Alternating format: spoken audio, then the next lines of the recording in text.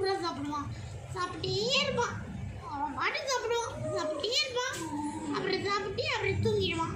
அப்புறம் எழுந்திரிச்சிடுவான். அப்புறம் கீழே அப்புறம் எங்கள் காமாட்சி கத்துது. அப்புறம் எங்கள் ஜின்னி கத்தும். எங்கள் டைனா கத்தும். எம்எல்ஏ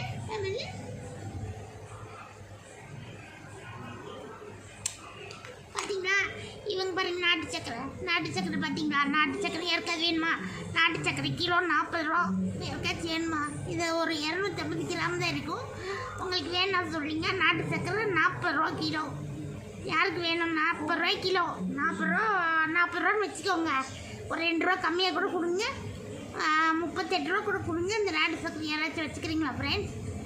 ப்ளீஸ் ஃப்ரெண்ட்ஸ், யாராச்சும் இந்த நாட்டு சக்கரை வாங்கிக்கங்க. எத்தனை கிலோ இருக்குன்னு தெரியுமா? 250 மில்லி தான் இருக்கும். 250 கிராம் தான் இருக்கும். 250 கிராமுக்கு எவ்வளோ வருதோ அந்த காசு கொடுத்து நீங்கள் வாங்கிக்கோங்க. சரிங்களா?